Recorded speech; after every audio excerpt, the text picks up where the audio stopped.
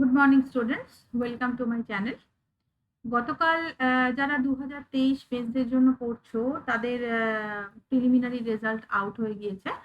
তো এবার কিন্তু আমাদের ফাইনাল প্রিপারেশন অলরেডি আমি বলেছিলাম তোমাদের শুরু করে দিতে, এবং কিছু সাজেস্টিভ ভিডিওস আমি অলরেডি দিয়ে দিয়েছি। আজকে তার নেক্সট ওয়ান, এটা 5 নম্বর ভিডিও যেটা আমরা আজকে কভার করব। এই ভিডিওটাতে আমরা কভার করব বেসিক্যালি ডেমোগ্রাফি। খুব ইম্পর্টেন্ট এবছরের জন্য, কারণ যেহেতু গত বছর কিন্তু ডেমোগ্রাফি থেকে সে অর্থে কোনো কোয়েশ্চেন আমরা পাইনি, তাই না? তো ডেমোগ্রাফিটা আমাদের খুব ভালো করে পড়তে হবে। দেন ডেমোগ্রাফির সাথে জেনেটিক্স, জেনেটিক্সটাও ভীষণ ইম্পর্টেন্ট এবছরের জন্য। Field work.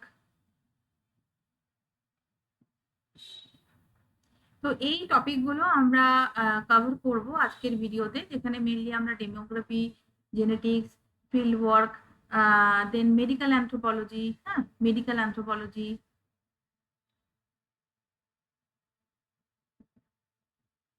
এগুলো সম্বন্ধে কি ধরনের প্রশ্ন আমরা পড়ে যাব বেসিক্যালি, তো সেগুলোকে আমরা পড়বো। দেখো, যারা স্টাডি করছো অ্যানথ্রোপোলজি নিয়ে হয়তো অনেকদিনই তোমরা পড়ছো, এবং তোমরা দেখে থাকবে যে ট্রেন্ডটা কিন্তু কিছুটা চেঞ্জ হয়েছে, এবং সেখানে কনসেপ্টটা ভীষণভাবে দরকার। আমার প্রত্যেকটা video, even in the class, আমি তোমাদেরকে কিন্তু প্রত্যেকটা টপিকে যদি একটু কনসেপ্ট ঘুরিয়ে দেয় কিভাবে লিখতে হবে সেগুলো কিন্তু আমি বলে দিয়ে থাকি।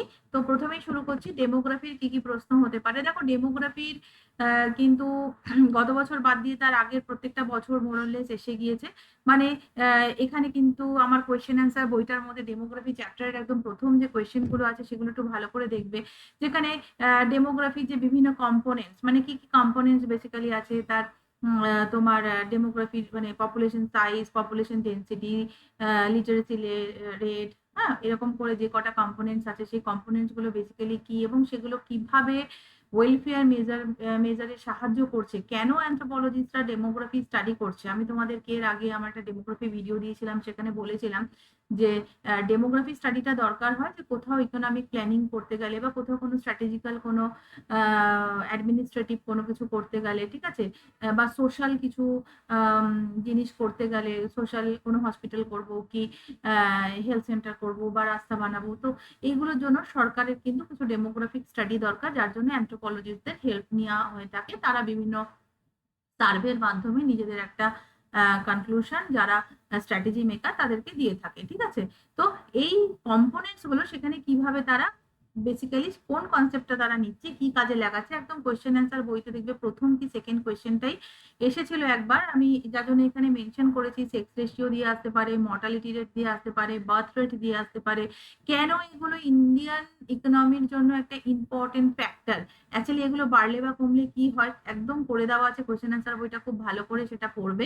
এবং যখনই এই ধরনের কোনো টপিক দেবে না, সেখানে কিন্তু 3টে সেন্সাস, হ্যাঁ পরপর 3টে সেন্সাস অ্যাটলিস্ট তার ডেটাগুলো দেওয়ার চেষ্টা করবে। তো এটা গেল ডেমোগ্রাফির কম্পোনেন্টস এবং সিগনিফিকেন্স কি, যেটা আমি কিছুক্ষণ আগে বলছিলাম, প্ল্যানিং এ কাজে লাগে, ইকোনমিক ডিসিশনে কাজে লাগে, অ্যাডমিনিস্ট্রেশনে কাজে লাগে, পলিটিক্যাল ডিসিশনে কাজে লাগে। তো এটাও কিন্তু কোয়েশ্চেন অ্যান্সার বইতে খুব সুন্দরভাবে করে দেওয়া আছে, এটা কিন্তু তোমরা ওখান থেকে করবে। ডেমোগ্রাফির পিরামিড আছে একটা, পিরামিডটা ভলিউম 2 বইটা থেকে আমরা পড়বো। পিরামিডটা কেন পড়তে বলছি, বাই চান্স যদি ধরো একটা কোথাও ছোটভাবে ঢুকিয়ে দিল, বা একটা 10 নম্বরের কোয়েশ্চেন আসলো যে এই ডেমোগ্রাফিক যে পিরামিডটা হয় সেই পিরামিডের কিরকম আকার হলে কোনো স্টেটকে আমি কি বলবো, হ্যাঁ সেই পিরামিডটা কিন্তু আমরা ভলিউম 2 বইটা থেকে পড়বো। হ্যাঁ ভলিউম 2 মানে এই বইটা থেকে আমরা পিরামিডটা পড়বো। পিরামিডের কথাটা এখানে লেখা নেই, কিন্তু পড়ে নেবে। দুটো ভেরি ইম্পর্টেন্ট কম্পোনেন্ট, ফার্টিলিটি এবং ফেকান্ডিটি, এখানে একদম খুব সুন্দর করে কোয়েশ্চেন অ্যান্সার বইতে করে দেওয়া আছে যে কি কি ফ্যাক্টরস গুলো বেসিক্যালি এটাকে ইনফ্লুয়েন্স করে। এবং আমি বলেছিলাম তোমাদেরকে যে সেখানে যে ধরো কি এটা বাড়লো তাহলে ফার্টিলিটি কমলো, এরকম অ্যারো দিয়ে তোমরা কিন্তু ডায়াগ্রামেটিক রিপ্রেজেন্টেশনও দিতে পারো। তো সেটা আমি বলেছিলাম ইন দ্য ক্লাস, সেটাকে ফলো করার চেষ্টা করবে। Theories of demography very very very important, 3টে থিওরি ভলিউম 2 বইটাতে পেয়ে যাবে। হ্যাঁ এবং ভিডিও ক্লাসেও মনে হয় ম্যালথুজিয়ান থিওরিটা ভিডিও ক্লাস করে দেওয়া আছে। তো theories of demography for this year very very very important. তার মানে ডেমোগ্রাফির চ্যাপ্টারটা, এছাড়া এর আগে আগে যে এসেছিল 10 ইয়ার্সে, মোস্ট প্রবাবলি 2021-এই এসেছিল ডেমোগ্রাফি ডেফিনেশন দেওয়া, পপুলেশনের demography versus population, date versus ratio, ঠিক আছে, fertility versus fecundity, mortality versus morbidity. তো এই যে কোয়েশ্চেনটা একদম কোয়েশ্চেন অ্যান্সার বইতে করে দেওয়া আছে, 2021-এ যে প্রশ্নটা এসছে এই প্রশ্নটা কিন্তু ভালোভাবে পড়ে যাবে। এই প্রশ্ন এই টাইপ অফ কোয়েশ্চেন গুলো আসতে পারে, এবং কনসেপচুয়াল হলে এরকম সেক্স রেশি দিয়ে বা বার্থ রেট দিয়ে বা ডেথ রেট দিয়ে বা মর্টিলিটি রেট দিয়ে বা লিটারেসি রেট দিয়ে কিন্তু তোমাদের কোয়েশ্চেন আসতে পারে। প্যাটার্ন একই হবে, শুধু আমি ডেটাটাকে ওখানে চেঞ্জ করব, নাথিং এলস। বাকি কিন্তু আমরা নিজেদের কনসেপ্টে ওই জিনিসটাকে আমাদের বাড়াতে হবে। ওকে, তো এটা গেল ডেমোগ্রাফি। ভীষণ ইম্পর্টেন্ট, কিন্তু আমি বারবার বলছি 2023-এ যারা পরীক্ষা দিতে যাচ্ছ ডেমোগ্রাফি ভালো করে পড়ে যাবে, খুব সোজা চ্যাপ্টার। আর জনপিরামিডটা অবশ্যই পড়বে। Human race and adaptation, very very very important chapter for 2023। হ্যাঁ, খুব ভালোভাবে পড়বে রেস থেকে এই ক্লাসিফিকেশন গুলো, রিজলে, গুহ এবং সরকারের যে ক্লাসিফিকেশন, এই 3টে ক্লাসিফিকেশন খুব ভালো করে পড়বে। বা দেখবে কোয়েশ্চেন অ্যান্সার বইতে একটা কোয়েশ্চেন আছে যেখানে মেজর রেস গুলোর একটা কম্পারিজন আছে, কম্পারিজনটা একবার জাস্ট দেখে যাবে। কিন্তু এই 3টে ক্লাসিফিকেশন খুব ভালো করে করবে, রেসিয়াল ক্লাসিফিকেশন। বা যে ধরনের প্রশ্ন আগে আসতো কোশ্চেন অ্যান্সার বইতে এগুলো করে দেওয়া আছে, যে তুমি কি মনে করো কনসেপ্ট অফ রেস ভ্যালিড কিনা, যদি মনে হয় ভ্যালিড তার সপক্ষে যুক্তি দেবে, যদি মনে হয় যে না কিছুটা পাল্টে গেছে, কেন পাল্টে গেছে তার সপক্ষে যুক্তি দেবে। রেস কি, রেসিজম কি, যেটা আমি বলেছিলাম যে রেসটাই রয়েছে বলে রেস থেকে এথনোসেন্ট্রিজম আসছে, এথনোসেন্ট্রিজম থেকে দেন রেসিজম আসছে, কালচারাল রিলেটিভিজম মাঝখানে কিছুটা রোল প্লে করছে। তো এই সবকিছু সুন্দর করে মিশিয়ে কিন্তু আমরা রেস ভার্সেস রেসিজমের কোয়েশ্চেনটাকে লিখতে পারি। এগুলো খুব ছোট প্রশ্ন, যেরকম দেখবে 2.5 নম্বর করে এসেছিল বাক্সমান rule and Allen's rule. Volume 2 বইটাতে মোস্ট প্রবাবলি আছে এগুলো, এবং কোয়েশ্চেন অ্যান্সার বইতে তো পাবেই। This is a very important question, যেরকম এটা যেরকম বললাম ক্লাসিফিকেশনটা, এটা আরেকটা important, very very very important, যেটা অ্যাডাপ্টেশন গুলো, হাই অল্টিটিউডে কিভাবে অ্যাডাপ্টেশন হচ্ছে, বা কোল্ড ক্লাইমেটে কিভাবে হচ্ছে, বা হট ক্লাইমেটে কিভাবে হচ্ছে, তাই না? আমি যখন রেস করিয়েছি তোমাদের, রেসিয়াল যে ভ্যারিয়েশনস গুলো আছে তার পুরোটাই কিন্তু অ্যাডাপ্টেশন। ইভেন আমি এটাও বলেছিলাম যে এনভায়রনমেন্টাল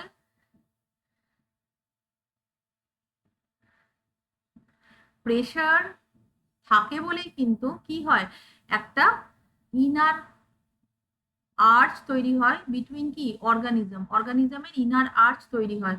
সেটার জন্য সে তখন নিজেকে চেঞ্জ করে, যেই চেঞ্জটাই তোমাকে কি করে, ইভলিউশন করতে সাহায্য করে। এই কারণেই কিন্তু ইভলিউশন হয় এনভায়রনমেন্টাল প্রেশারের জন্য।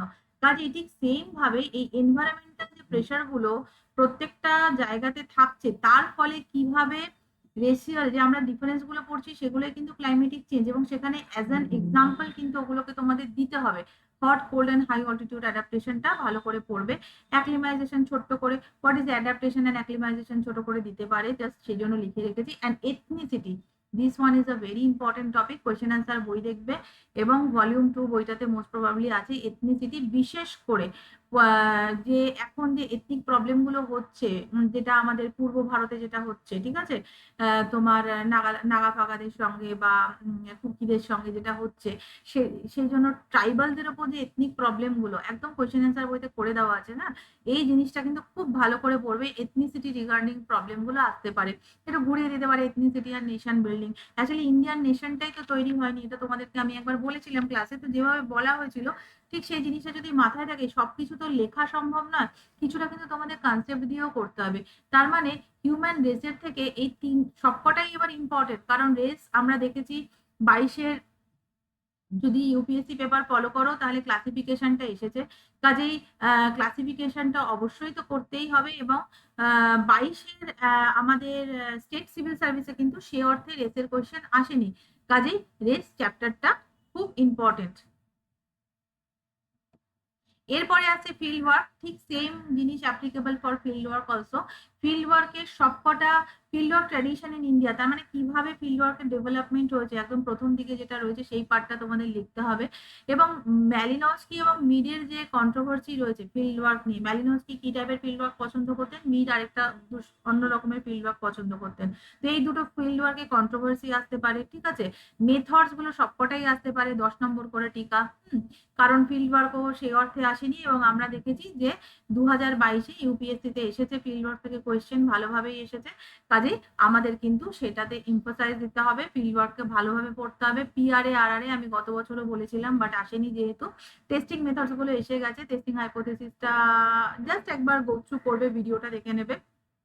কিন্তু পিআরএ আরআরএ বা অন্যান্য যে মেথডস গুলো আছে এবং ফিল্ড ওয়ার্কের ট্র্যাডিশন, বিশেষ করে ম্যালিনস্কি এবং মিডের যে কন্ট্রোভার্সিটা, এটা কিন্তু খুব ভালো করে দেখে এবছরে পরীক্ষার জন্য যাবে। ওকে, তাহলে ফিল্ড ওয়ার্ক থেকে মোটামুটি ফিল্ড ওয়ার্কটা একটা ভীষণই সোজা চ্যাপ্টার, এবং যখনই কোনো মেথড লিখবে সবসময় মেথড সম্বন্ধে ইন্ট্রোডাকশন দিয়ে, তার বডিতে মেথডটা অ্যাকচুয়ালি কি সেটা দিয়ে, তারপরে কিন্তু তার অ্যাডভান্টেজেস অ্যান্ড ডিসঅ্যাডভান্টেজেস কিন্তু অবশ্যই দেবে। এইভাবে করে আলাদা আলাদা করে 10 নম্বরের হলেও মিনিমাম 4 থেকে 5টা সাব পয়েন্ট লেখার চেষ্টা করবে।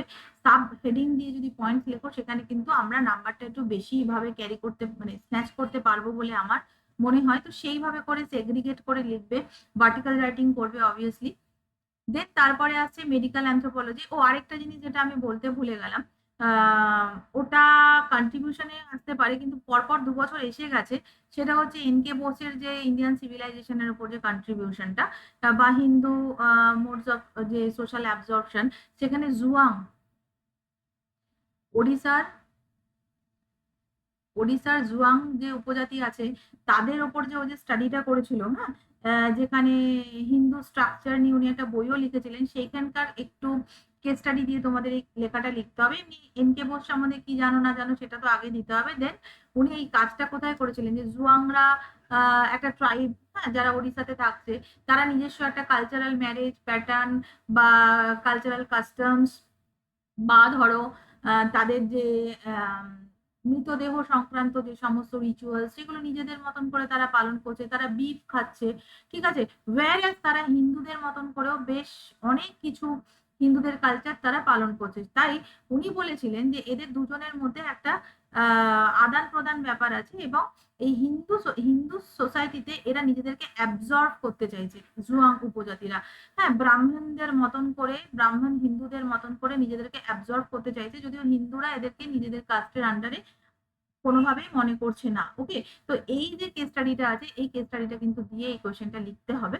তো এটা আমার মনে হয় এবছরের জন্য ইম্পর্টেন্ট। কন্ট্রিবিউশন নিয়ে আমি বলে দেবো আমার লাস্ট ভিডিওতে, পরের ভিডিওটাতে আমি মেনলি, আজকের ভিডিওটাতে মানে জেনেটিক্সটা কভার করিনি, না আজকের ভিডিওটাতে জেনেটিক্সটা কভার করিনি, পরের ভিডিওটাতে জেনেটিক্স, থিওরিজ অফ অ্যানথ্রোপোলজি এবং ট্রাইব, হ্যাঁ, এইগুলো মেজর যে পার্টগুলো রয়েছে আমি বলে দেবো। এবং সেখানে এই ছোটখাটো যেগুলো রয়ে গেল, যেগুলো সেভাবে কোনো চ্যাপ্টারের আন্ডারে আমরা আনছি না, সেগুলো কিন্তু একটু পড়ে নেবো। কন্ট্রিবিউশনটা is very important for this year, কারণ প্রত্যেক বছরই আমরা দেখছি কন্ট্রিবিউশন কিন্তু আসছে, কি ইউপিএসসি বলো কি আমাদের স্টেট সিভিল সার্ভিস।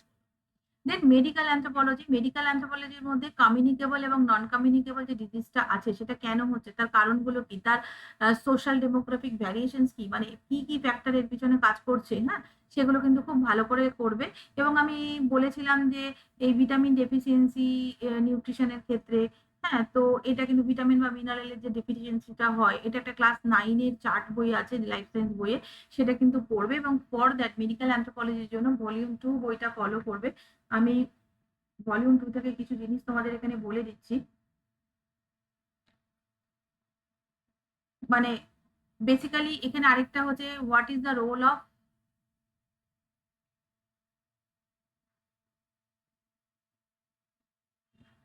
একদম পয়েন্ট করে লেখা আছে, অ্যানথ্রোপোলজিস্ট ইন মেডিকেল অ্যানথ্রোপোলজি, মানে এরকম করে একটা কোয়েশ্চেন আসতে পারে, মানে মেডিকেল অ্যানথ্রোপোলজি সিগনিফিকেন্স কি, এভাবে সিগনিফিকেন্স, হ্যাঁ, এইভাবে অ্যান্সারটা আসতে পারে। তো সেখানে কিন্তু এই বইয়ের একদম প্রথমেই রয়েছে, যেখানে আগে মেডিকেল অ্যান্থ্রোপোলজি কি সবসময় তোমাদের আমি বলি, ছোট 2 লাইনের একটা ইন্ট্রো দিয়ে, সেখানে স্কলাররা কি বলেছেন তাদের সম্বন্ধে একটা দুটো স্কলার সম্বন্ধে লিখে then you start your writing. হ্যাঁ, এটা ভীষণ ইম্পর্টেন্ট।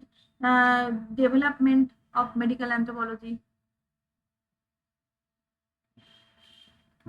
এটাও পড়তে পারো কিভাবে এসছে। এথনো মেডিসিন,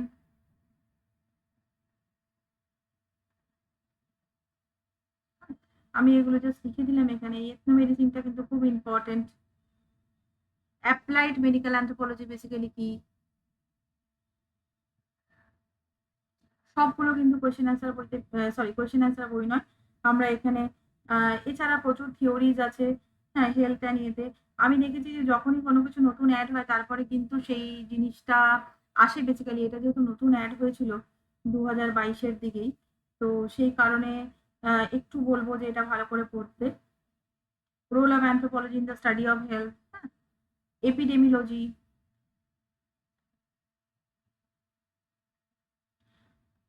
এখানে কমিউনিকেবল অ্যান্ড নন কমিউনিকেবল ডিজিজের কারণ, ক্লাসিফিকেশন সমস্ত কিছু আছে। ম্যালেরিয়া বা টাইপ 2 ডায়াবেটিসের মধ্যে যে কোনো একটা কিছু আসতে পারে। সোশিও ইকোনমিক ইম্প্যাক্ট কি, হ্যাঁ, প্রত্যেকটা জিনিস কিন্তু এখানে আছে। আমি আর লিখলাম না এখানে, জানোই, প্রত্যেকেই জানো এখনো আমার একটু লেখার সমস্যা হচ্ছে। হ্যাঁ, তো এই প্রত্যেকটা এই মেডিকেল অ্যান্থ্রোপোলজির এই বইটা যেটা আমি বললাম এখানে রয়েছে, আমি জাস্ট শর্ট করে লিখে দিচ্ছি। সোশিও ইকোনমিক ইম্প্যাক্টটাও এখানে আছে।